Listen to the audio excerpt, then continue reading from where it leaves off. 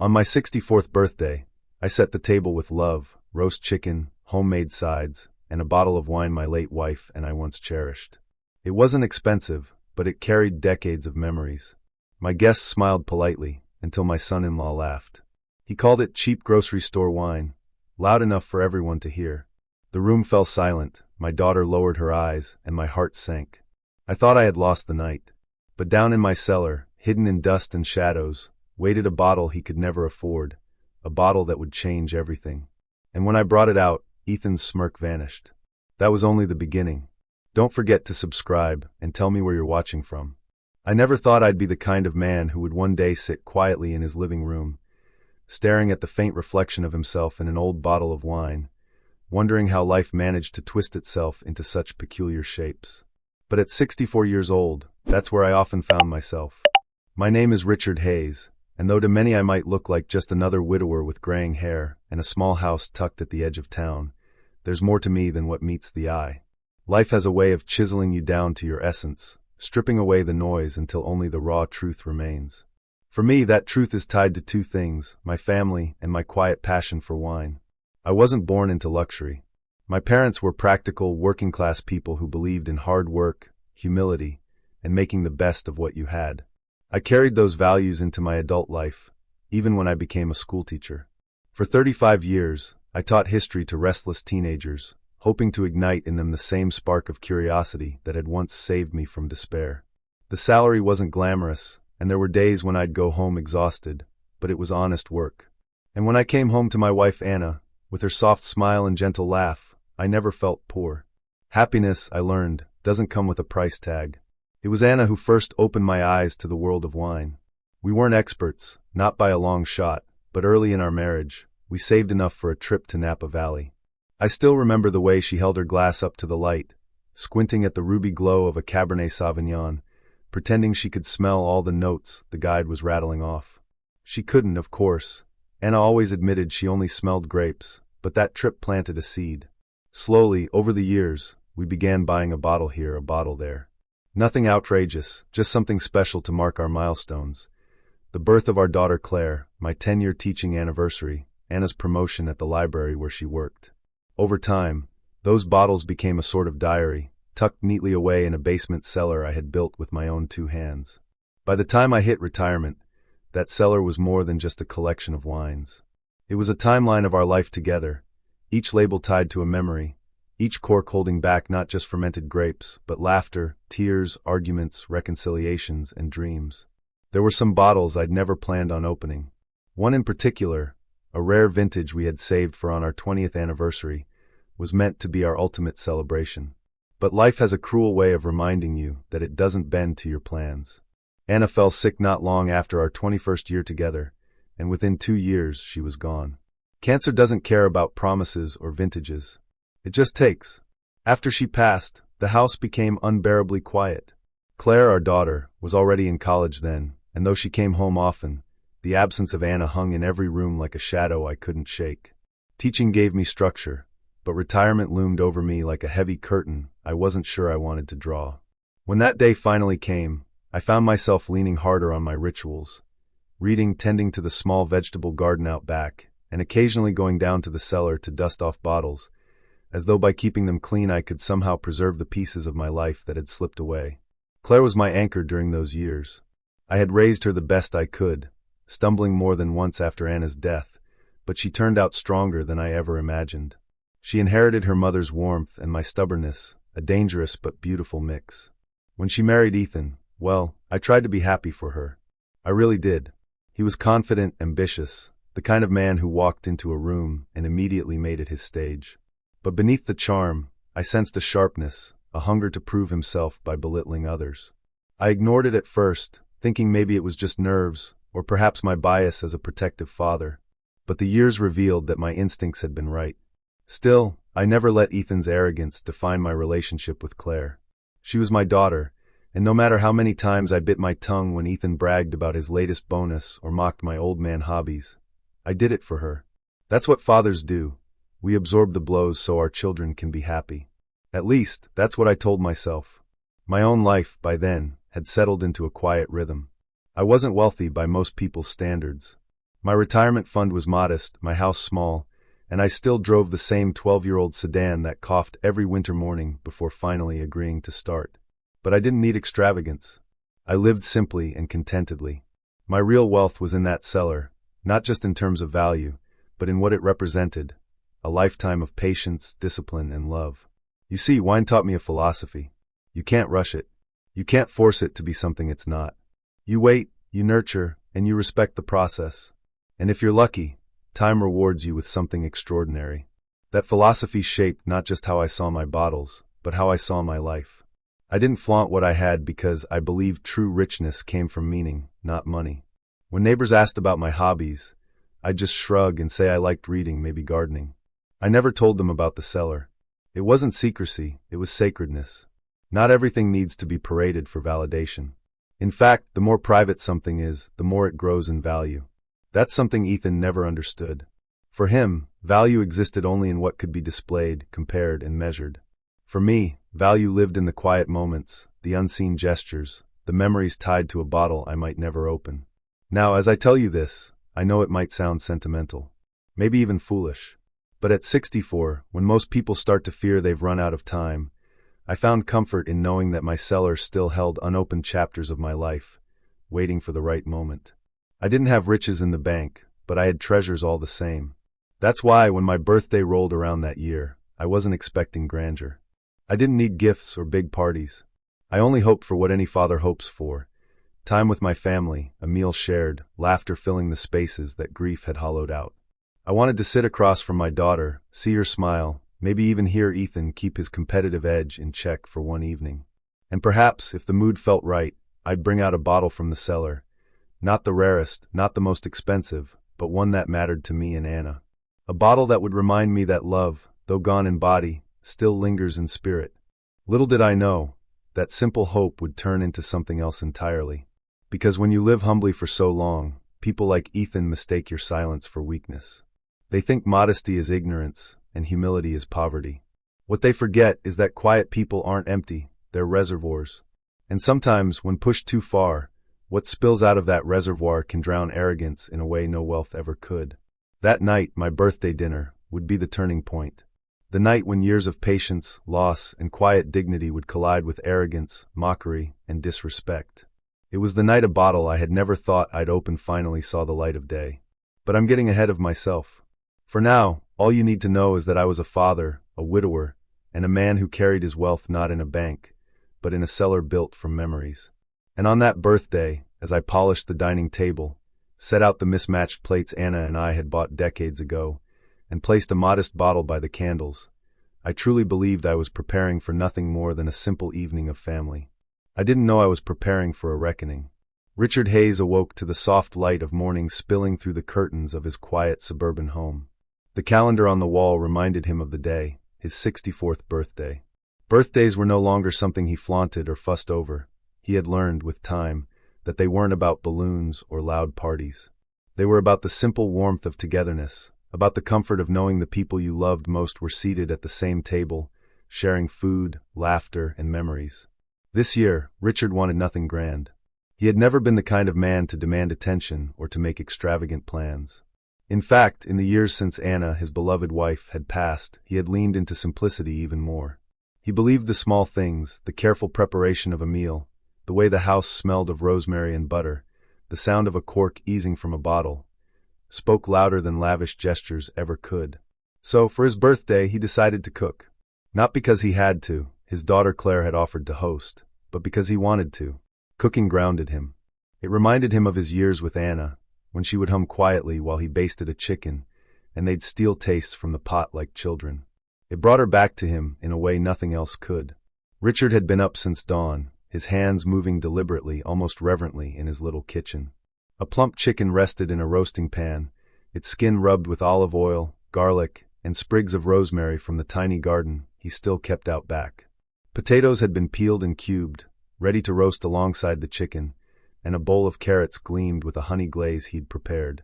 He wasn't out to impress anyone with a Michelin-starred spread. This was food meant to comfort, to nourish, to say without words, "You matter to me." But the heart of his plan, the one thing he both anticipated and feared, sat quietly in a dark corner of his modest wine cabinet. A bottle. Not the rarest in his collection, not the most valuable. He was saving those for an occasion he hadn't yet defined. But this one was special.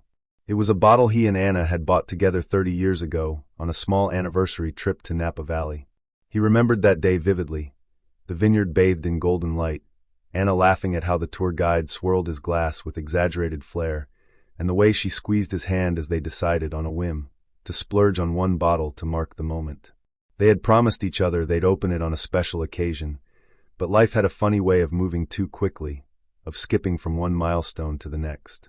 By the time anniversaries rolled around, they were busy raising Claire, paying bills, or planning for the future. And then Anna was gone, and the bottle remained. Untouched. Waiting. Richard didn't think of it as a rare or prestigious wine, though collectors might. To him, it was a vessel of memory, sealed glass holding onto a piece of his life that could never be repeated. Tonight, he would finally open it. He would share it with Claire, as a way of connecting her to the mother she'd lost too soon. And reluctantly with Ethan, his son-in-law, though he dreaded what that might mean. Because Ethan had a way of ruining things. Richard tried to shake the thought, but it lingered like a shadow at the edge of his contentment. Ethan had always carried himself with the air of a man convinced he was the smartest in the room, the wealthiest at the table, the most successful in every story told. He wasn't cruel, not overtly, but his arrogance was suffocating. The man thrived on subtle put-downs, on turning even the simplest moment into a chance to flaunt himself. Richard knew that if Ethan caught sight of the wine, he would make it about money, about status, about labels and price tags. He would not see it for what it was, a memory, a piece of Anna, a small act of love. And that was what unsettled Richard most of all. Still, he tried to focus on what mattered. Claire had called the night before to confirm they'd be coming around 6. She had sounded genuinely happy, her voice full of warmth as she told him she was bringing a small cake.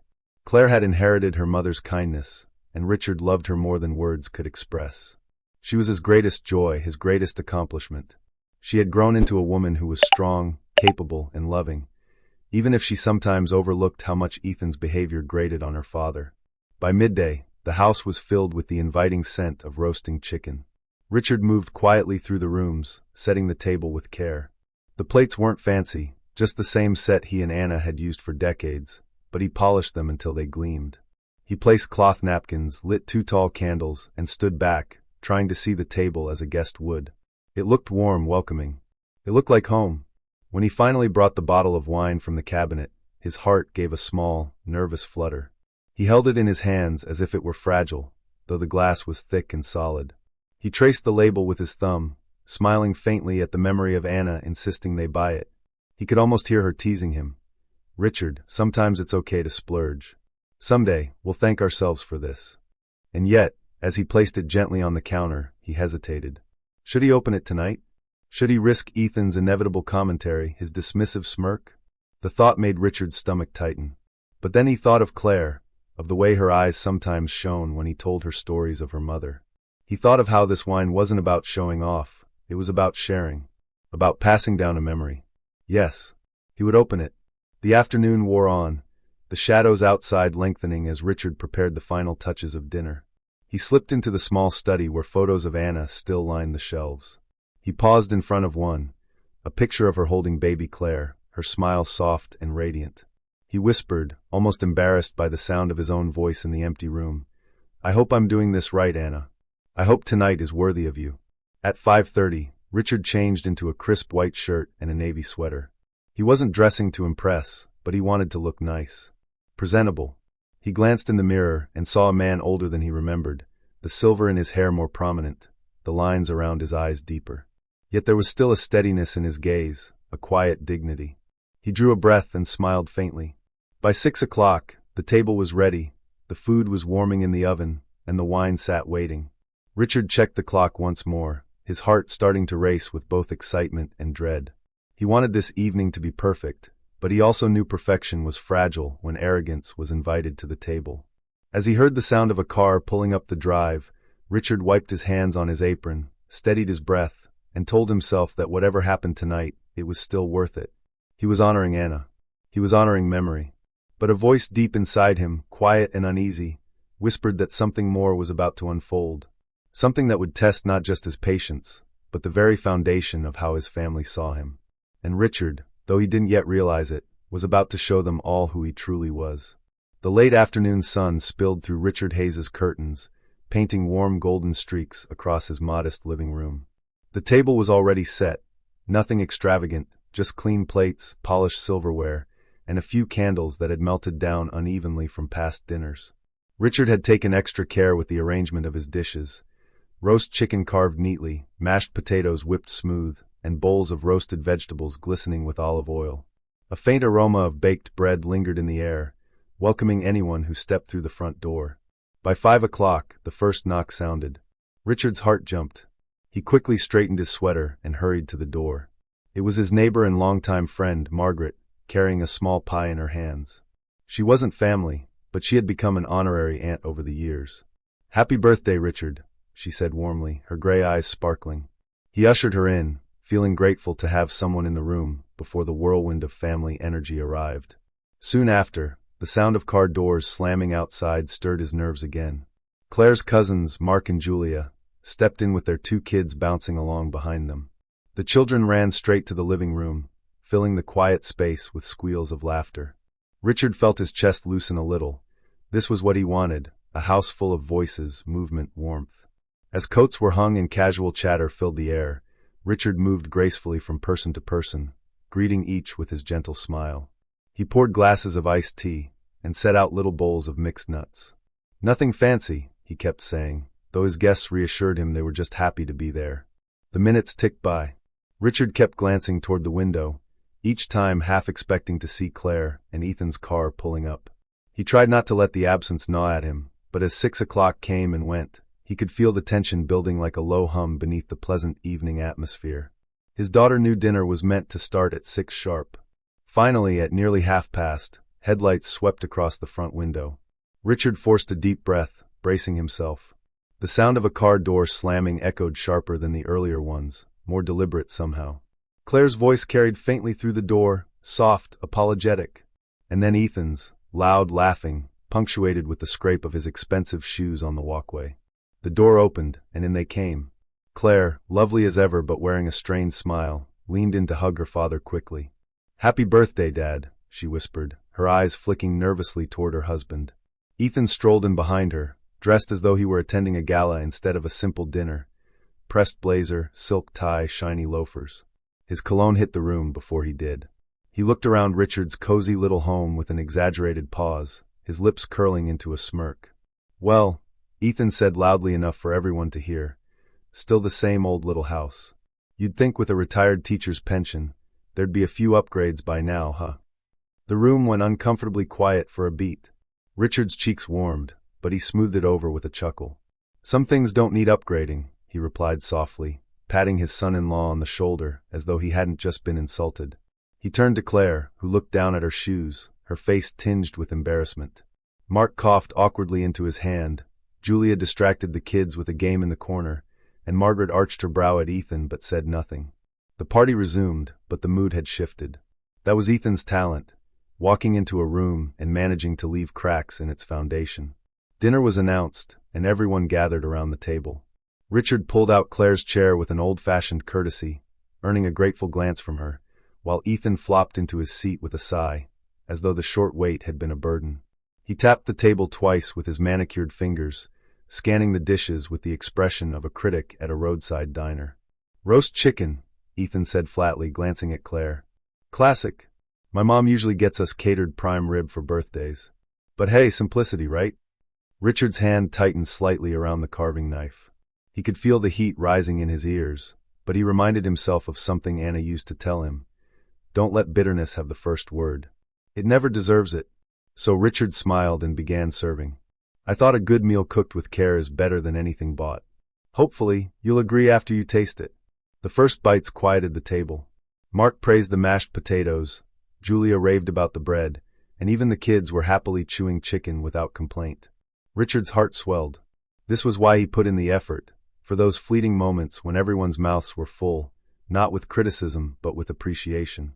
But Ethan, predictably, couldn't resist. He set down his fork after a couple of bites and leaned back in his chair. "Not bad," he said, as though grading a student's essay. Though honestly, Claire, we could have just had Dad over at our place. Bigger dining room, better wine. I mean, look around. It's a little cramped. The words stabbed deeper than Richard let show. He focused instead on pouring glasses of the wine he had chosen for the evening, not one of his most expensive bottles, but one that carried meaning. It was a modest red, the same vintage he and Anna had shared on their last anniversary before her illness. To Richard, it was more than a drink. It was memory in a glass. As he carefully uncorked it, Ethan rolled his eyes. "Oh boy," he muttered just loud enough for half the table to hear. "Here comes the teacher's special collection. Probably something dusty he picked up at a garage sale." Claire shot him a warning look, but he ignored it. Richard, however, heard every word. He felt the insult coil in his stomach, not because Ethan dismissed the wine's value in dollars, but because he dismissed its meaning. Still, he poured steadily, handing out glasses one by one, his calm mask never slipping. "To family," Richard said quietly, raising his glass. Everyone echoed, though Ethan only half lifted his, sipping like he was doing them all a favor. The evening stretched on, conversation weaving between laughter and little jabs from Ethan that Richard swallowed down with practiced patience. Every insult was like a match against damp wood, too small to start a fire, but persistent enough to leave smoke in the air. Richard looked at his daughter across the table, saw the faint tension in her smile, the way her shoulders hunched ever so slightly whenever Ethan spoke. He wondered if she ever regretted marrying him.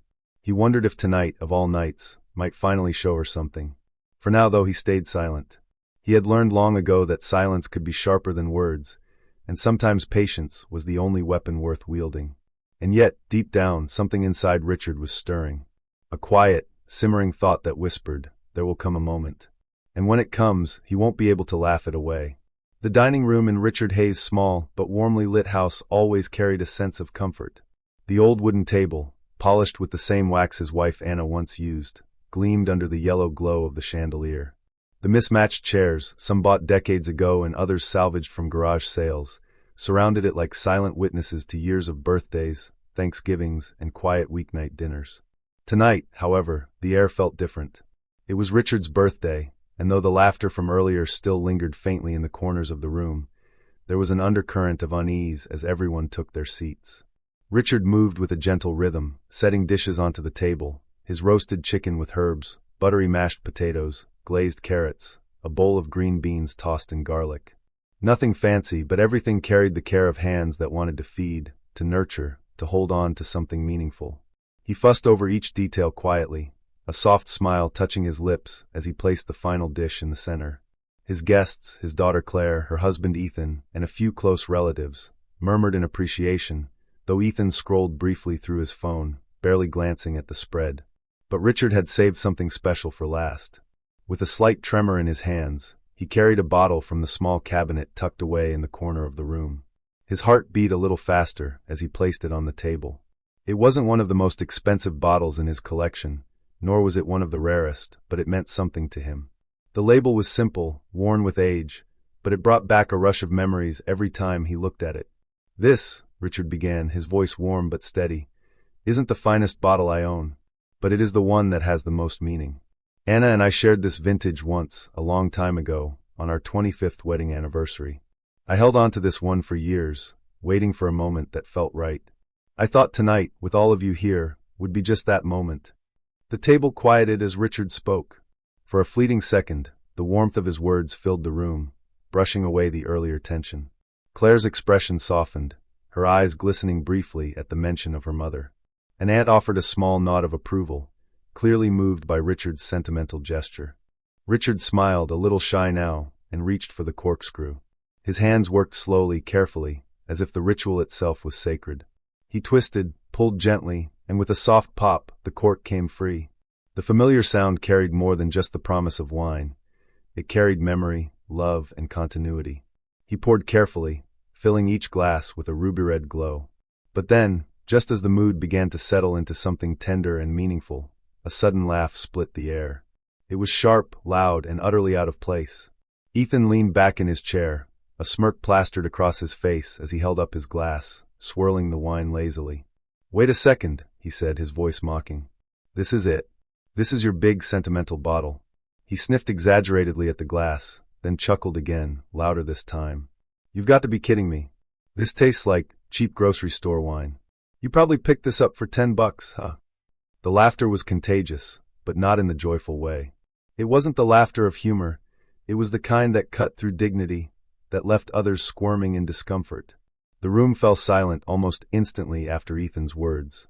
Claire shifted uncomfortably in her seat, her cheeks flushing. The aunt who had been smiling moments ago now looked down at her plate, unwilling to meet Richard's eyes. A cousin coughed softly, trying to break the tension, but the damage had already been done.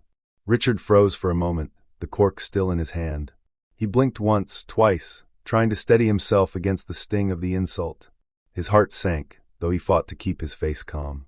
This wasn't the first time Ethan had belittled him, but rarely had it been so blatant, so cruel, and in front of so many people.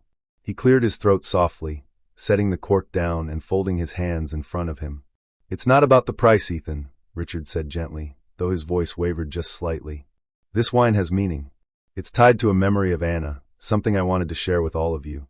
Sometimes the value of something isn't in how much it costs, but in what it represents." Ethan rolled his eyes dramatically, chuckling again as he took another sip. "Yeah, sure. But come on, Richard. You're a retired teacher, living in this quaint little house. No one expects you to impress with wine, but seriously? Why not just grab a box of it from the gas station and save yourself the trouble?" The words hit like stones. Each syllable carried disdain, not just for the wine, but for Richard himself, his life, his choices, his modesty. Claire finally spoke up, her voice sharp. "Ethan, stop. It's Dad's birthday. Just let it go." But Ethan only smirked, leaning back in his chair with smug satisfaction, as though he had proven some unspoken point. "I'm just saying," he muttered, "some people don't understand what real quality is. Guess I shouldn't be surprised." The silence that followed was heavier than any argument. Richard's family avoided eye contact, their forks scraping awkwardly against their plates. The birthday dinner, which had begun with warmth and nostalgia, now sat under a cloud of humiliation. Richard forced a smile, the kind that didn't quite reach his eyes. He didn't want to ruin the evening further. He didn't want to give Ethan the satisfaction of seeing him break. So he lifted his glass, held it steady despite the sting in his chest, and said quietly, "To family." The others murmured in return, lifting their glasses, though the toast felt hollow, the air heavy with unspoken shame. Inside, Richard felt something shift. Ethan's words weren't new, but tonight they cut deeper than ever before. Not because of the insult itself, but because it tainted something sacred, the memory of Anna, the love he had carried quietly in a bottle for decades. He sipped his wine, letting the taste roll over his tongue, and despite Ethan's sneer, Richard knew it was good. More than good. It was memory, bottled and preserved, something Ethan could never understand. But Richard also knew, in that moment, that he would not let this insult pass like all the others. Tonight, Ethan had crossed a line. And Richard, though calm on the surface, felt the first sparks of resolve ignite quietly within him. The dinner would continue, the night would unfold, but somewhere deep inside, Richard's plan for quiet dignity was shifting towards something else entirely. Something sharper, something more deliberate. Ethan believed he had mocked an old man's pride. What he didn't realize was that he had awakened a side of Richard that had waited patiently, silently, for the right moment to reveal itself. And that moment was coming. The laughter echoed far longer than it should have. It was one thing for Ethan to poke fun, to throw his usual little jabs like he always did, but this time, it felt different. Richard sat there, hands gently resting on the table, the label of the bottle catching the golden glow of the dining room light. To him, it wasn't just wine. That bottle had been chosen carefully, not for its market value, but for the memory it carried. He had told the story softly, speaking of Anna, the love of his life, and how they used to sit out on the porch, clinking glasses as the sun set. It wasn't just fermented grapes in a glass. It was nostalgia. It was love. It was loss. And yet Ethan, his son-in-law, had reduced it to a punchline. "Cheap grocery store wine," Ethan repeated, shaking his head with exaggerated disbelief, his voice booming across the table. "My God, Richard, what are we celebrating here? A birthday or a potluck in a college dorm?" The table's laughter was uneven. A few chuckled, not out of genuine humor, but out of discomfort, the way people laugh when they don't know what else to do. Others avoided eye contact altogether, shifting their utensils, glancing down at their plates. It was Claire's silence that hurt the most. His daughter, sitting there, lips pressed into a line, eyes not on her father but on the tablecloth. She didn't defend him. She didn't stop Ethan. Richard felt the sting, not just in his pride, but in the hollow of his chest where grief still lived. He forced himself to breathe. Slowly. Calmly. He had dealt with bullies before, children in his classroom who lashed out because they didn't know how to process their own insecurities. Adults weren't so different, really. Ethan's arrogance wasn't new. For years, Richard had endured little remarks about his modest car, his small house, his frugal habits. But this? To mock the one thing tied so closely to his late wife's memory, in front of everyone, it was cruelty dressed as comedy.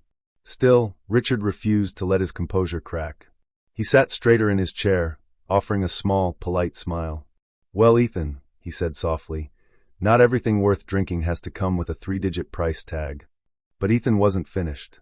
He leaned back in his chair, swirling his glass dramatically, as though he were some great connoisseur in a French vineyard. No, Richard, come on. Let's be real here. There's wine, and then there's wine. What you've brought out is the kind of stuff they serve for free at hotel buffets. I mean, seriously, did you even taste test it before buying, or did you just grab the first bottle on sale? A ripple of uneasy laughter followed. Richard felt the weight of every pair of eyes. He caught the sympathetic glance of his sister, Margaret, who looked at him as if to say, "I'm sorry.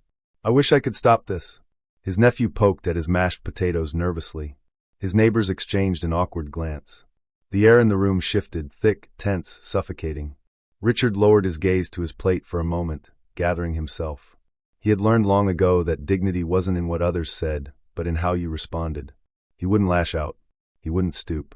But still, inside, the sting deepened. He could almost hear Anna's voice in his memory. "Don't let them take away your joy, Richard. Don't let them define you." "Wine is about the story," Richard said finally, his voice steady. "This one has meaning. That's all that matters to me." Ethan scoffed, rolling his eyes. "Story, sure. But do you expect us to actually drink it? I mean, come on. It's practically vinegar compared to what I keep in my cellar." He turned to the table, inviting them into his little performance. "Next time, folks, I'll bring a real bottle. Something with depth, with character, something that doesn't taste like grape juice gone bad." A few nervous laughs bubbled again, but others looked away. The discomfort was palpable now. Some were ashamed to even be in the room as Ethan continued his show. Claire, though, still said nothing. Richard swallowed. His fork trembled slightly in his hand, though he hid it by setting it gently on the plate. He wanted to stand, to leave, to scream even. But he didn't. He sat there, letting Ethan revel in his moment, the humiliation washing over him like cold rain. He thought about Anna, about how she would have handled this. She would have cut Ethan down with just one look, one sharp remark delivered with grace. She never tolerated arrogance. And yet here Richard was, biting his tongue. Part of him wondered, was he a coward for not speaking up? Or was this patience, this quiet endurance, its own kind of strength? The meal continued in stilted silence. Every clink of silverware on porcelain felt louder than it should have. People avoided Richard's eyes. Ethan, smug as ever, filled the silence with stories of his business trips, his expensive dinners in Manhattan, the vintages he had tasted that none of them could possibly appreciate. He spoke like a man performing for an audience, oblivious, or maybe uncaring, that his arrogance had drained the warmth from the evening. Richard tried to eat, but every bite turned to ash in his mouth. He thought about all the times he had dreamed of this birthday being special. He had imagined laughter, warmth, maybe even a toast to family, to love. Instead, it had become a stage for Ethan's ego. At one point, Margaret leaned closer to Richard, whispering, "Don't let him get to you." Her hand brushed his arm gently, a silent gesture of support. But Richard only nodded, offering a faint smile. Because the truth was, Ethan had already gotten to him. Deeply. The humiliation wasn't just about the wine. It was about respect. About how his daughter's husband treated him as if he were lesser, as if his decades of hard work, of sacrifice, of love, counted for nothing because he didn't measure success in mansions and expensive bottles. Richard sat in that silence, forcing himself to remain calm, his mind quietly turning. Ethan thought he had won. Thought he had the upper hand. But Richard knew something Ethan didn't. Something none of them knew. That bottle Ethan mocked. It wasn't the only one Richard had. His collection, carefully hidden, carefully guarded, was filled with treasures Ethan couldn't even dream of affording. Wines older than Ethan himself. Bottles that could fetch thousands at auction. Labels coveted by collectors across the world. Richard had them. He just never bragged about them. Because Richard had always believed, Wealth doesn't need to be loud. Dignity doesn't need applause. But as Ethan's laughter lingered in the air, as the sting of humiliation settled deeper in Richard's chest, he realized, maybe it was time to remind everyone, in his own quiet way, that humility didn't mean weakness. That silence didn't mean ignorance. That respect, once lost, could be won back, not with anger, but with truth. Richard didn't say it aloud that night. Not yet. But as Ethan raised his glass mockingly, making one last quip about cheap taste, Richard only sat back, calm and unreadable, a small smile tugging at his lips. Because while Ethan thought the night belonged to him, Richard was already planning. Already imagining the day he would turn Ethan's arrogance on its head. The humiliation had cut deep. But it had also planted something inside him. Resolve. And Richard Hayes, quiet, humble, unassuming, would not be humiliated forever. Richard's footsteps creaked on the old wooden floor as he quietly slipped away from the dining table. The laughter, the murmured conversations, and Ethan's grating voice still floated up from the dining room, muffled by the walls but sharp enough to sting his ears. He kept his face neutral as he excused himself with a simple, "I'll be right back," but inside his heart was heavy, his thoughts loud and restless. He walked down the narrow hallway toward the door that led to the basement, the same door he'd passed thousands of times without much thought. Tonight, though, his hand trembled slightly as it grasped the cold brass doorknob. He hesitated, pausing in front of it, his chest rising and falling with the weight of unspoken words and memories. It wasn't just about the wine anymore. It wasn't just about Ethan's smirking face and his cutting words. This was about years of being underestimated, overlooked, and quietly disrespected. This was about a daughter who had grown too accustomed to her husband's arrogance, about a man who had lived his life with dignity and humility, only to be mocked at his own birthday table. Richard wasn't a prideful man, he never had been, but tonight something shifted. Tonight he felt an ache in his chest that was equal parts grief and resolve. He opened the door slowly. The faint, cool air of the cellar rushed to greet him, carrying with it the familiar scent of aged wood, stone, and something else, something deeper, earthier. He descended the steps carefully, each one echoing slightly under his weight, until the noise of the upstairs dinner faded into silence. Down here, there was no Ethan, no mocking words, no forced politeness. Down here, it was just Richard and the echoes of the past. The basement was dimly lit, but Richard knew the space, so well he could have walked through it blindfolded. Against the far wall, where the stone foundation curved slightly inward, sat his pride and joy, an old wooden wine rack that spanned nearly the length of the wall. It wasn't a modern, glossy display like the kind Ethan boasted about when he showed off his house. It was rough, built with his own hands decades ago, back when he and Anna were still young, still dreaming. The wood bore scratches and dents, but it had held up through the years, through the weight of bottles, through the weight of memories. Richard stood before it, letting his fingers trail across the labels, dust brushing against his fingertips as he traced over names and dates. Each bottle was more than just a drink. It was a story, a fragment of his life, a piece of Anna. He and his late wife had shared this passion quietly, tenderly. They had never been collectors in the snobbish sense. They had been preservers, curators of moments. Every bottle represented something. An anniversary, a birthday, a milestone, even the quiet nights where they had just wanted to share a glass and talk until the candles burned out. His hand paused over a particular bottle resting at the bottom, tucked away in its own little corner. It was covered in dust, so much so that the label was barely visible. He crouched down, the stiffness in his knees reminding him of his age, and carefully pulled it from the rack. His breath caught as he wiped a bit of dust away and revealed the label. It was that bottle, the one he and Anna had stumbled across all those years ago on their trip through Bordeaux. They hadn't been able to believe their luck when they found it, tucked away in a small vineyard, forgotten by most of the world. It had cost more than they'd intended to spend at the time, more than they could comfortably afford, but Anna had taken his hand and whispered, "One day, we'll open this for something truly special."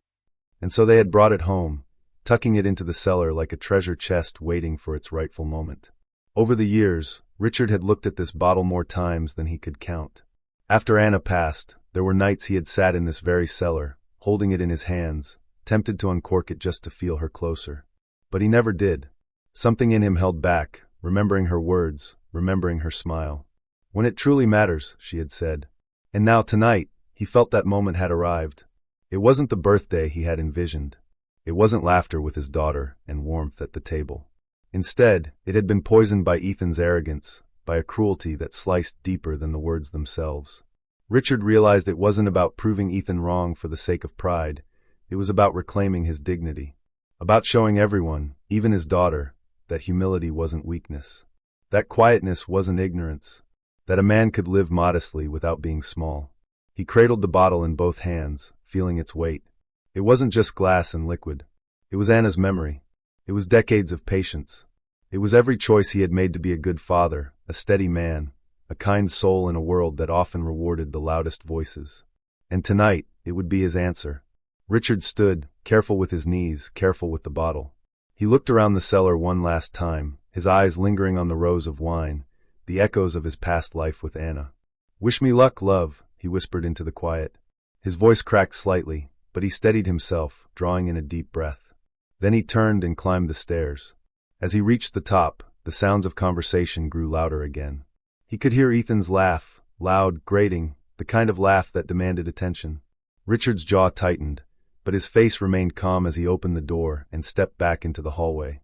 He brushed the dust off the bottle with his sleeve as he walked slowly back toward the dining room, his heart pounding in his chest but his steps steady. When he re-entered the room, all eyes turned toward him. The chatter quieted as they noticed the bottle in his hands, the way he held it with such care. Ethan raised an eyebrow, smirking already. "Back with another grocery store special, Richard?" he asked, his voice dripping with mockery. A few people chuckled nervously, unsure whether to laugh or not. But Richard didn't respond. Not yet. He simply walked to the head of the table, placed the bottle gently on the cloth, and looked at it for a moment before meeting everyone's eyes. "This," he said softly, his voice steady but carrying enough weight that the room fell completely silent, "was a bottle I promised my wife I would only open when the moment truly mattered." He let the words hang there, his gaze steady, his tone deliberate. Nobody dared interrupt. Richard looked down at the bottle again, then back up at the table. And tonight, it seems, is that moment. The silence deepened. Even Ethan shifted uncomfortably, his smirk faltering just a bit, though he tried to mask it with a scoff. Claire looked at her father with a mix of curiosity and guilt, her lips parting as though she wanted to speak but couldn't find the words. Richard sat down, his hands resting firmly on the table, and allowed himself a small, quiet smile. Not the smile of a man showing off, but the smile of a man who finally, after years of swallowing his pride, had chosen to answer with dignity, with resolve, and with truth. The bottle sat between them all like a symbol, a promise, and a challenge. The night was far from over, but for the first time, Richard felt the tide begin to turn. The room had been buzzing with low murmurs, the sound of forks clinking faintly against plates as everyone tried to pretend Ethan's earlier jab hadn't cut the night in half. Richard, however, had vanished. His chair sat pushed back, the napkin folded neatly on the table, and for a moment, no one quite knew whether to speak or to stay quiet. The silence was thick, but not the comfortable silence of a family dinner. It was the kind that sat heavy in the chest, the kind that made people glance at one another with uneasy eyes, wondering if they should excuse themselves or try to pick up the conversation where it left off. Then footsteps. Slow, deliberate ones. Richard's worn leather shoes tapped gently against the floor as he returned from the basement. But this time, there was something different about him. His posture was straighter, his expression unreadable, and in his hands, he carried a single bottle. He didn't rush. He didn't even look at Ethan directly. Instead, he walked to the table and, with quiet reverence, set the bottle down right in the center. The effect was immediate. The label, aged yet pristine, seemed to glow under the light. A few guests leaned forward instinctively, their eyes widening as they recognized what it was. One of Richard's old colleagues from the school whispered first, almost under his breath, "No, is that a Chateau Margaux 61? Head snapped toward him, and then back to the bottle. A gasp spread through the room like wildfire. Even those who weren't well-versed in fine wines knew the name, had perhaps seen it mentioned in glossy magazines or cooking shows. It wasn't just any bottle, it was the kind of wine whispered about, the kind auction houses placed behind glass, fetching prices that could rival the cost of cars. Ethan blinked, his smug grin faltering for the first time that evening. He leaned forward, squinting at the label, as though trying to prove to himself that he wasn't mistaken. "That can't be real," he scoffed, though his voice lacked the conviction it once carried. "Where would you even get something like that?" Richard, still calm, brushed an invisible speck of dust off the glass and let the silence linger. He looked at the bottle the way someone might look at an old photograph, a treasure tied not to its dollar value but to memory, love, and time. His voice, when it came, was steady. "Anna and I bought this together," he said softly, his eyes never leaving the bottle. "It was our promise bottle. We said we'd save it for a night that truly mattered. Not for wealth. Not for show. For meaning."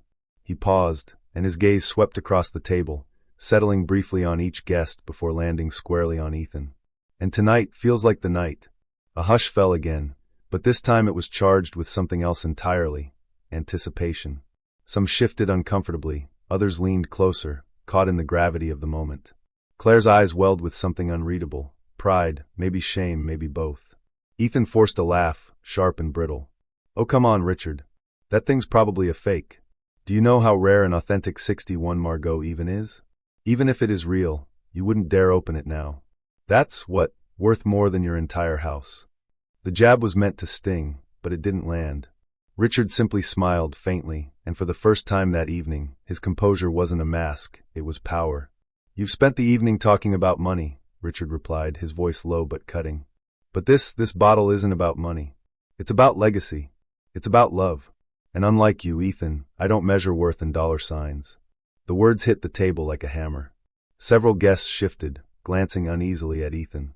For once, no one rushed to laugh at his jokes or nod in agreement. The smug air around him seemed to deflate, though he tried desperately to keep it intact. Richard reached for a corkscrew. His hands, though aged and lined, were steady as ever. The sound of the cork easing out filled the silence, a slow, satisfying pop that seemed to echo louder than any of Ethan's mocking laughter earlier. He poured carefully, the ruby liquid flowing into the crystal glasses, its rich color glowing under the chandelier. A delicate aroma began to rise, deep and complex, filling the air with notes even the untrained noses at the table could sense. One guest whispered, awed, "My God, it smells extraordinary." Ethan watched, stiff, trying to maintain his composure. His jaw was tight, his fingers drumming nervously on the table. For once, he wasn't in control. Richard held his glass aloft, his hand steady. "To Anna," he said, his voice soft but commanding, "and to the truth that some things, love, humility, respect, are priceless." The guests raised their glasses in unison, almost reverently. Even Claire, who had sat silent while her husband ridiculed her father, lifted hers with trembling hands. Only Ethan hesitated, glaring at the glass as if it had betrayed him. But under the collective gaze of the table, he finally, reluctantly, raised it too. They drank. The taste was unlike anything most had ever experienced. Rich, layered, smooth yet powerful, it lingered long after the sip. Even those unfamiliar with fine wine could feel its weight, its history. Gasps of awe followed, quiet words of amazement. Richard sat back, his expression serene, watching the others experience what he already knew. Ethan, however, choked slightly on his sip. His face tightened, and though he clearly wanted to dismiss it, to claim it was overrated, the lie stuck in his throat. Everyone could see it, see him struggle against the truth that he had been put in his place, not with anger or shouting, but with quiet, undeniable dignity. For once, no one was laughing with Ethan. They were looking at Richard. Respect, admiration, even a touch of awe filled their expressions. Richard placed his glass back on the table gently, as though completing a ritual. "Sometimes," he said, his voice calm but firm, "the best answer to arrogance is patience. And sometimes, it's a reminder of what true value looks like." The words weren't shouted. They weren't bitter. They were simple. And they carried more weight than any insult could have. Ethan sat back, his face pale, his hands clenched tightly in his lap. His mask of superiority had cracked, and in that moment, everyone at the table could see him for what he truly was. Not a man of class or refinement, but a hollow showman, desperate to impress and failing spectacularly. The room, for the first time that night, felt warm. Guests began to talk again, but now their voices carried a different tone, lighter, freer, filled with admiration for Richard's grace. Someone clapped him gently on the shoulder, another praised his restraint, and a third admitted they'd never tasted anything so exquisite. Richard didn't bask in the praise. He simply smiled faintly, sipping his wine, his eyes glistening with memory. For him, it wasn't about proving Ethan wrong. It was about honoring Anna, about keeping their promise, and about showing, without raising his voice, that true dignity never needed to scream. And Ethan sat silent, his empire of arrogance crumbling in front of the very people he had always sought to impress. The dining room seemed to shrink with every word Richard spoke. His voice wasn't loud, but it carried a weight that silenced even the clinking of cutlery. His hand rested gently on the neck of the bottle, his thumb brushing against the faded edge of the label as if it were an old friend. "Anna and I," he began, his throat tightening before he steadied himself. "We bought this on our 10th wedding anniversary. We had just paid off our small house, and instead of going on a vacation like others suggested, we decided to invest in something we could savor much later. A reminder of our journey, our sacrifices, and our love." The guests leaned forward unconsciously, as though his words were drawing them into an invisible circle. The air smelled of roasted chicken, buttery potatoes, and faint oak from the bottle he'd just unveiled, though it hadn't been opened yet. It was a moment suspended in time. Richard's eyes softened, glazed with memory. We promised each other we'd only open it when the occasion truly mattered. Something unforgettable. Something we'd want to relive again and again just by recalling the taste. He paused, his gaze fixed on the tablecloth, as though Anna herself sat across from him. She's not here anymore. But tonight, surrounded by family, felt like the right moment. A few guests dabbed their eyes with napkins, moved by his raw sincerity. Richard had always been the kind of man who avoided theatrics, so when he chose to speak openly, it hit harder than any boast could. But then, like a discordant note ruining a symphony, Ethan's dry chuckle sliced through the emotion. He leaned back in his chair, crossing his arms with that all-too-familiar smirk. "Touching," he said, dragging the word like it was a nuisance. "But let's not pretend this is some great accomplishment. You just happened to hold on to a bottle you got lucky with decades ago. That's hardly impressive." The room stiffened. The warmth that Richard's words had created drained away like water through cracks. A couple of guests shifted uncomfortably, their eyes darting between Richard and Ethan. Claire's lips parted slightly, but she didn't say anything. She sat frozen, her fork untouched beside her plate. Richard looked at Ethan calmly, almost pitying him. The younger man's insecurity was naked to anyone who cared to see, though Ethan disguised it with arrogance. "You think this was luck?" Richard asked softly, his tone gentle but firm. "No, Ethan. It wasn't luck. It was patience. It was knowing the value of holding on, even when life tempted us to let go. It was sacrifice, because Anna and I had to give up other comforts to afford it at the time. It was love, because what good is wine if it's not shared with someone who makes it meaningful?" The words settled over the table like a blanket. For a moment, Richard's truth was undeniable. But Ethan wasn't one to accept being outshined, not even by a man old enough to be his father. His face flushed, his jaw tightening as his ego flared. "So what? You saved a bottle. Congratulations. Meanwhile, I've flown across the world and tasted vintages you couldn't even pronounce. You think one dusty old bottle makes you superior? Please." The guests shifted again, their discomfort growing. Some lowered their heads, unwilling to meet Richard's eyes, while others glared at Ethan for his relentless cruelty. One of Richard's old colleagues, a retired math teacher named George, muttered under his breath, "Unbelievable," but loud enough that a few others heard. Richard didn't snap. He didn't raise his voice. Instead, he did something far more unnerving. He smiled. It was not a mocking smile, nor a smile of weakness. It was the kind of smile that comes from knowing something others don't. The kind that makes people lean in, curious and uneasy at the same time. "Ethan," Richard said in a tone almost fatherly, "the difference between us isn't money or travel or even wine knowledge. The difference is that you chase things to show them off. I held on to this bottle for love. That's why it matters." Ethan scoffed, rolling his eyes. "Spare me the hallmark speech. Wine is wine. It's about prestige, not sentiment. And I know for a fact that bottle can't be worth as much as you're making it out to be. It's probably a fake, or worse, vinegar by now." A collective gasp rippled across the table. Even Claire flinched at her husband's brazenness. Richard's grip on the bottle tightened, but only slightly. He did not break eye contact. "You'll see soon enough," Richard replied calmly. The tension was unbearable now. Forks had stopped moving. Glasses were untouched. Everyone sat frozen, watching as the quiet storm between father-in-law and son-in-law gathered strength. The smell of dinner had gone cold. The only thing that hung thick in the air was anticipation. Inside, Richard felt a tug-of-war within himself. A part of him, the teacher who had always chosen patience over punishment, wanted to let Ethan's words roll off his back. But another part, one buried deep in years of restraint, humility, and quiet suffering, was done letting arrogance win the room. For too long he'd endured Ethan's smirks, his put-downs, his subtle and not-so-subtle jabs at Richard's modest lifestyle. This moment wasn't about a bottle of wine anymore. It was about dignity. It was about respect. He ran a hand slowly over the bottle, feeling the raised texture of the label beneath his fingertips. It was as though Anna herself was whispering to him, "You don't have to prove yourself, Richard." But maybe it's time he learns a lesson. Meanwhile, Ethan leaned forward, eager to reassert dominance.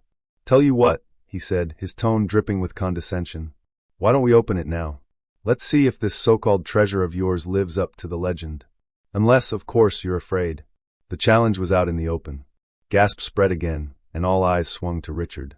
Richard's smile widened just slightly, but there was steel in his eyes now. "Afraid," he echoed. His voice was low, but it carried. "No, Ethan. I've been waiting decades for this moment, and I can't think of a more fitting time to open it." A murmur spread through the guests. Some leaned forward eagerly, sensing that they were about to witness something unforgettable. Others glanced nervously at Claire, who looked torn between her father and her husband, her silence weighing heavily on both men.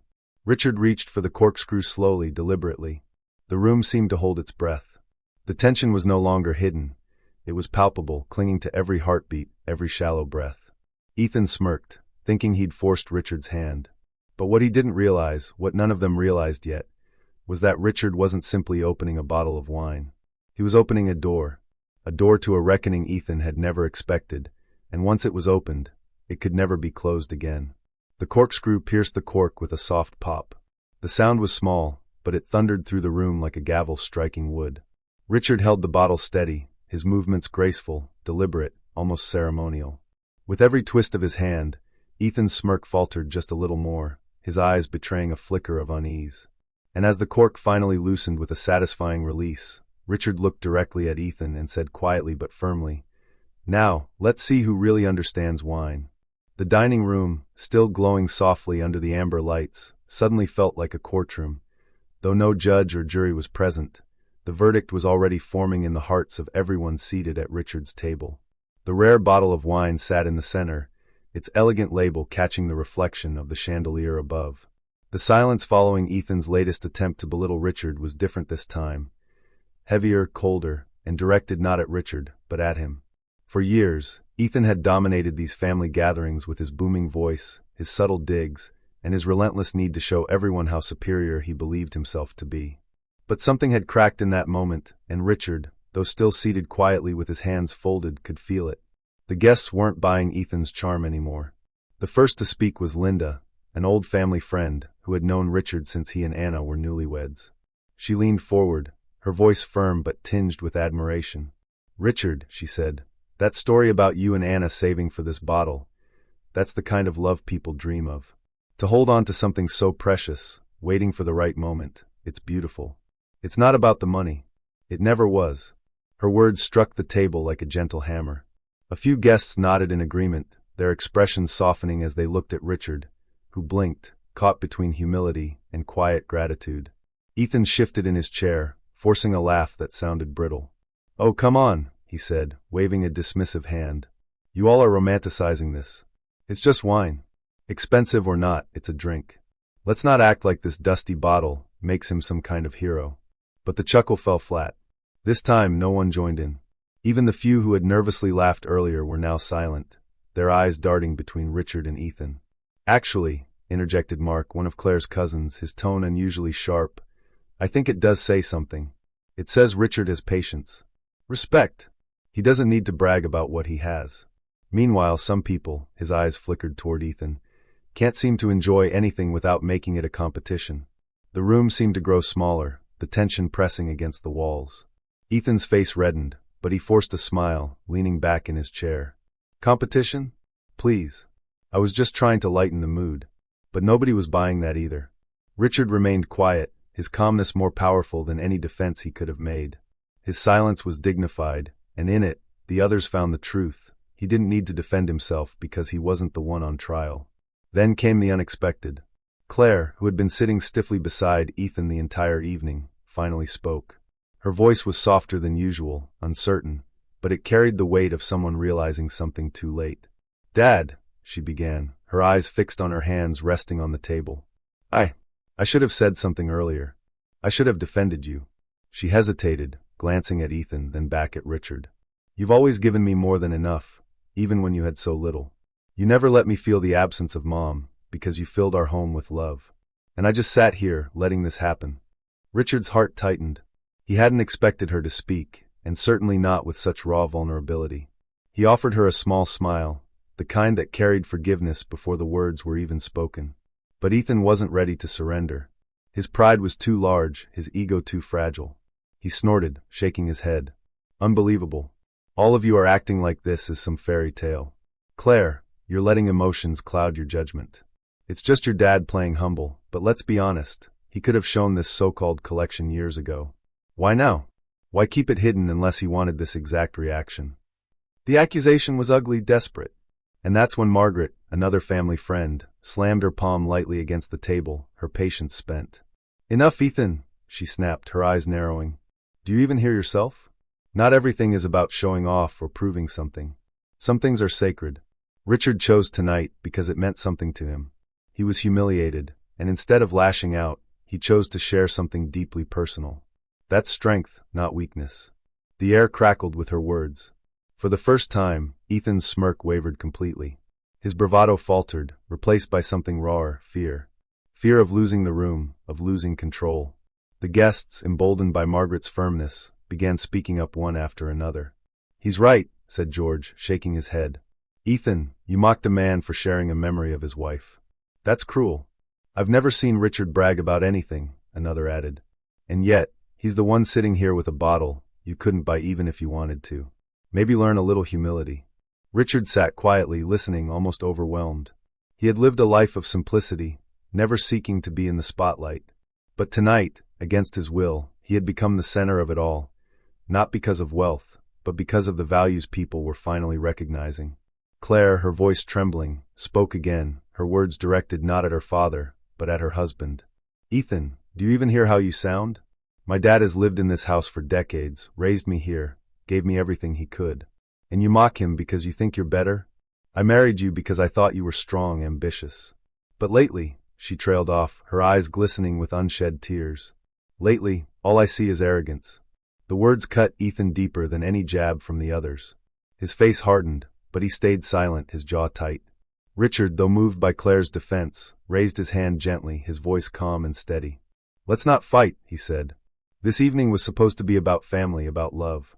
I didn't bring this bottle to prove a point. I brought it because I wanted to honor Anna and to share something meaningful with the people I care about. That's all." His words settled over the table like a blanket, softening the atmosphere. But the shift in sides was undeniable. Richard was no longer the target. He was the man everyone admired, the quiet pillar of dignity. Ethan, once the loudest in the room, now sat isolated, the outsider. The rest of the dinner unfolded with a new dynamic. Conversations grew warmer, laughter returned in cautious bursts, but Ethan remained subdued, sipping his drink with a stormy expression. Richard noticed, but he didn't gloat. He had no need. The truth had revealed itself, and for Richard, that was enough. Yet deep inside, he knew something had changed permanently. His bond with his daughter, fragile as it had become, had just been tested. And his relationship with Ethan, well, it might never recover. But as he glanced at the bottle on the table, Richard whispered inwardly to Anna, "We did it. We showed them what truly matters." And for the first time that evening, he felt peace. Richard stood slowly, his chair scraping softly against the wooden floor. The sound cut through the chatter like a blade, and the room fell into a hush. For a moment, all anyone could hear was the faint ticking of the old grandfather clock in the corner. His weathered hands rested on the edge of the table, steadying himself, not from weakness, but from the gravity of what he was about to say. The priceless wine bottle still sat between them, its label gleaming under the dining room's warm light. Guest's eyes flickered between it and Richard, as though both held equal weight. Ethan leaned back in his chair, arms crossed, trying to look unaffected. His smirk had long since vanished, but pride still glued his lips together in a firm, unyielding line. Claire stared at her plate, cheeks flushed, torn between loyalty to her husband and the shame of watching her father endure humiliation. Richard took a breath, deep and steady. His voice, when it came, wasn't booming or sharp. It wasn't the voice of anger. It was gentle, measured, carrying the weight of decades of love, loss, and quiet endurance. "I want to say something," he began softly, "and I hope you'll bear with me for a moment. Tonight has reminded me of things I've held inside for far too long. He looked around the table, his gaze brushing over each face. Neighbors who had come to celebrate, family who knew his story, friends who had seen his sacrifices. Some shifted uncomfortably in their chairs, sensing that what was coming was not just another polite toast. Richard's eyes landed on the bottle. His fingertips traced its glass neck as though it were a fragile relic.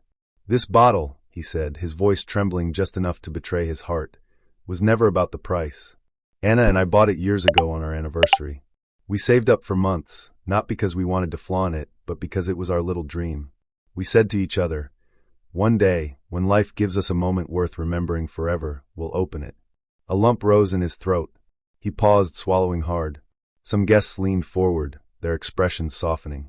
Even those who hadn't known Anna could feel her presence in the room, summoned by Richard's words. "Anna's gone now," he continued, his tone breaking slightly before regaining steadiness. "But I promised myself that when that moment came, when something truly unforgettable happened, I would keep my word. I would honor what we built together. Tonight, I believe that moment has arrived. Not because of wealth or grandeur or extravagance, but because this is the night I realized how deeply I miss her, and how much family matters, even when it wounds you."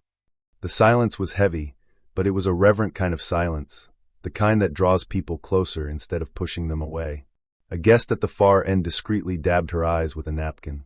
Another clasped her husband's hand under the table. Richard lifted his chin, his gaze steady now. He looked directly at Ethan, not with anger, but with something far more piercing, disappointment wrapped in dignity. "Ethan," he said, voice calm but firm, "you've spoken a lot tonight about value. About what's cheap and what's expensive. About what makes something worthy. But let me tell you something. Value isn't in the price tag. It isn't in the label. It isn't in how rare something is. True value lies in meaning. In the love and the memories attached to it." Ethan shifted uncomfortably, color creeping up his neck. His jaw tightened as if he were about to retort, but Richard didn't give him the chance. "This wine could cost $10 or $10,000. It wouldn't matter. What matters is that it carries Anna's laughter. It carries the nights we stayed up dreaming about the future. It carries the promise I made to her, and to myself, that I would cherish what's truly important." His voice wavered again, but this time he let the vulnerability show. He wanted them to hear it, to feel it. "I've spent my life as a teacher. Not a wealthy man, not a flashy one. But I've learned that the most precious lessons we give to others aren't found in textbooks or in the things money can buy. They're found in the respect we show, the kindness we offer, the memories we keep alive. That is what lasts. That is what makes a life worth living." A murmur of agreement rippled through the table. One of the guests, a longtime friend of Richard's, nodded vigorously. "That's right," he said softly, almost to himself, but loud enough that others echoed his sentiment with quiet affirmations. Richard's gaze returned to his daughter. Claire finally looked up, her eyes glistening. For the first time that evening, she seemed to see her father not as the man with the old little house, but as the man who had sacrificed everything to raise her, to give her stability after her mother's death, to make sure she grew into the woman she was. "Claire," Richard said gently, "I raised you to know the difference between appearance and truth. To know that dignity is worth more than pride. To remember your mother's values, her compassion. I may not live in a mansion. I may not drive a shiny car. But I have given you all the wealth I know how to give, the wealth of love, of respect, of heritage." Tears spilled down her cheeks now, and she pressed a napkin to her lips, unable to form words. Richard turned back to the table as a whole. His voice, though steady, carried the resonance of a final lesson, a closing chapter in a long career of teaching. "Tonight, I want everyone here to remember, respect is the true currency of family. Not wealth, not possessions. We leave those things behind when we go. But respect, kindness, and love, that's what remains. That's what gets carried forward." The room erupted, not in loud cheers, but in a soft, heartfelt applause. Palms clapped slowly at first, then more steadily. It wasn't the kind of applause meant to praise a performance. It was the kind meant to honor a truth spoken aloud. Some guests wiped their eyes openly. Others smiled through the tears, nodding at Richard as if thanking him for saying what they'd always believed but never found words for. Ethan, however, sat rigid in his chair. His face was flushed crimson, his lips pressed into a thin line. His pride was crumbling in front of everyone, but his ego wouldn't let him bow gracefully. Still, there was no denying it, the tide had turned. Richard lowered himself back into his chair, exhausted but strangely lighter. He had said what needed to be said, not with anger, not with revenge, but with the dignity of a man who had lived through love, loss, and the test of time. The priceless bottle remained on the table, unopened, as though waiting for the perfect moment. And in truth, perhaps this speech, the lesson it carried, was the real opening of that bottle. For the first time all night, Richard allowed himself a small smile. Not of triumph, not of superiority, but of peace. And across the table, as the guests continued to applaud softly, Ethan's silence was louder than any insult he could have thrown. The room was still humming with the soft echo of Richard's speech when silence returned like a heavy fog. For a moment, no one moved. All that could be heard was the faint ticking of the old clock in the hallway, a rhythm that seemed louder than usual, as though the house itself was waiting to see what would happen next. Richard, still standing at the head of the table, quietly returned to his chair. His hands trembled slightly, though whether from the weight of the emotions he had just poured out or from the years of holding back words he had never said, he wasn't sure. Across the table, Ethan's face was a storm in motion. His cheeks, already flushed with wine and embarrassment, deepened into a crimson shade. His jaw was tight, the vein at his temple pulsing. He needed, to reclaim the room, to shove the spotlight back onto Richard and tear down what the man had just built. But something was different now. The guests' eyes weren't on him with admiration or agreement. No one was waiting for his witty remark, his sarcastic jab, his polished arrogance. They were looking at Richard, some with tears, others with shame, but all with respect. Ethan had lost his audience, and worse, he had lost control. Claire sat beside him, staring down at her lap. She hadn't said a word throughout her father's humiliation earlier, hadn't defended him when Ethan sneered at his home, his meal, his wine. And now, with Richard's quiet dignity standing in stark contrast to her husband's smug cruelty, she felt the weight of guilt pressing down on her chest like an anchor. Her throat was tight, her eyes burning. She reached out instinctively, placing a trembling hand on her father's arm. "Dad!" Her voice cracked, soft but desperate, and immediately every eye turned to her. She swallowed, tears welling as she finally lifted her gaze to meet his. "I'm so sorry." Richard looked at her gently, his lined face softening, as if he had been waiting years for her to say those words. Claire's lips trembled, and the dam inside her finally broke. "I should have said something. I should have defended you. Every time Ethan mocked you, every time he belittled this house, your cooking, your life. I just sat there. I told myself I was keeping the peace, but really, I was just letting you stand alone." Her tears spilled freely now, dripping onto the linen napkin in her lap. "You deserve better from me, Dad. I let Mom down too by not protecting you. I'm so sorry." The room went completely still. Even Ethan's bluster seemed to evaporate under the raw sincerity of his wife's confession. Richard, stunned but deeply moved, reached across the table and gently took her hand. His thumb brushed across her knuckles the way he used to comfort her as a child when she scraped her knee. "Claire," he said softly, "you have nothing to apologize for. You've been caught in the middle, and I never wanted you to feel like you had to choose sides. You're my daughter. You're Anna's daughter. That will never change. I love you." The tenderness in his tone made Claire sob harder. She rose suddenly, stepping around the table to throw her arms around him, burying her face into his shoulder like she had when she was a little girl. Richard held her tightly, one arm around her back, the other hand cradling her head. For the first time in years, she allowed herself to feel like his daughter again, not just Ethan's wife. Ethan shifted uncomfortably in his seat. His jaw opened as though he wanted to say something, but nothing came out. His carefully constructed world was unraveling before him, and he could feel it slipping through his fingers like sand. He finally blurted, "Claire, you don't need to make such a scene. He's manipulating you. Stop." The word was sharp, cutting through the room like glass shattering.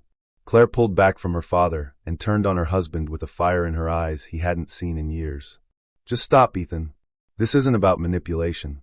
This is about respect, something you wouldn't understand because you've never given it." Ethan froze, stunned that she had spoken to him like that in front of everyone.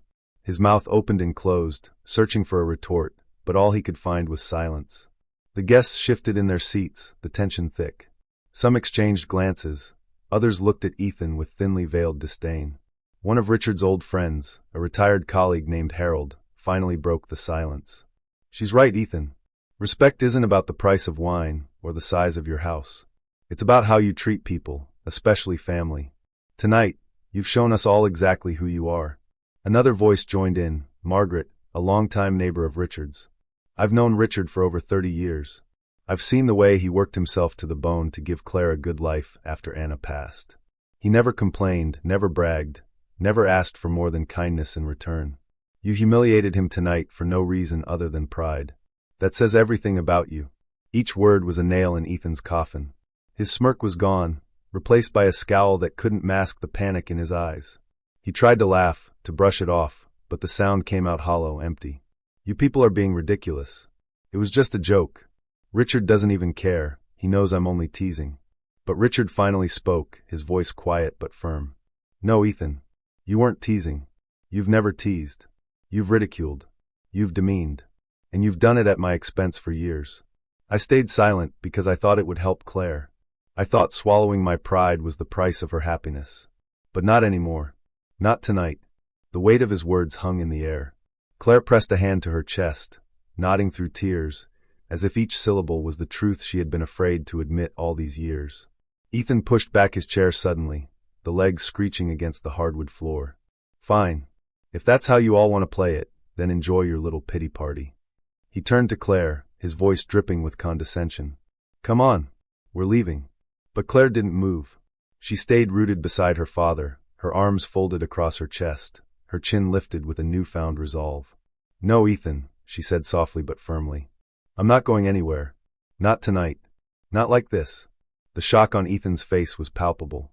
For years, he had been the one in control, the one dictating when they arrived, when they left, how things were done. Claire's defiance shattered that illusion in an instant. He opened his mouth to argue, but the look in her eyes stopped him cold. It wasn't anger or fear. It was strength. The silence that followed was deafening. Ethan, realizing he had lost not just the room but his own wife's allegiance, muttered something under his breath and stormed out of the house, the front door slamming so hard behind him that the walls rattled. For a long moment, no one spoke. Then, slowly, the guests turned their attention back to Richard and Claire.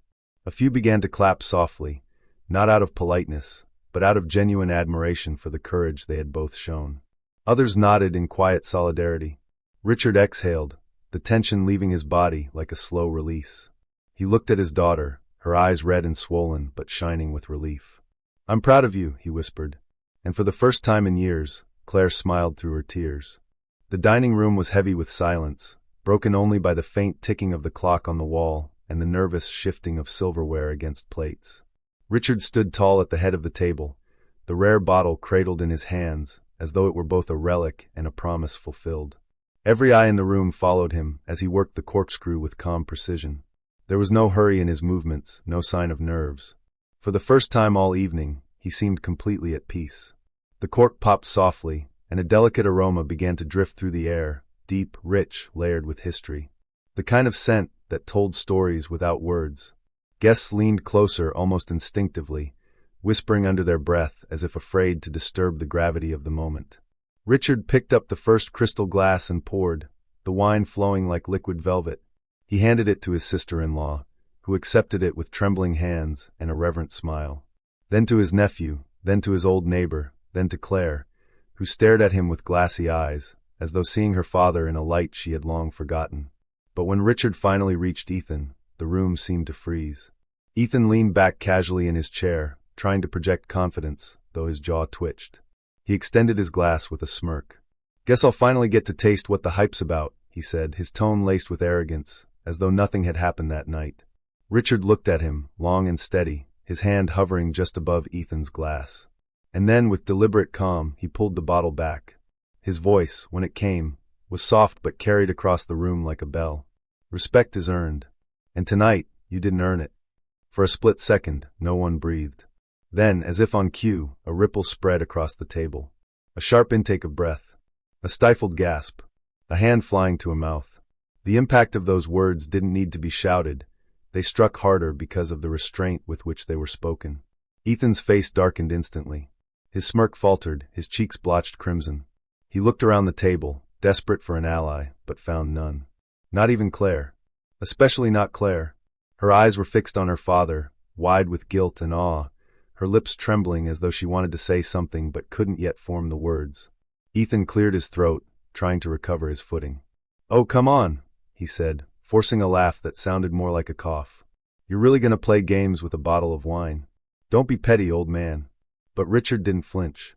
He simply turned away, continuing to pour the wine into the remaining glasses, skipping Ethan entirely. Each pour was like another nail in the coffin of Ethan's pride. By the time Richard finished and set the bottle down, the room's energy had shifted completely.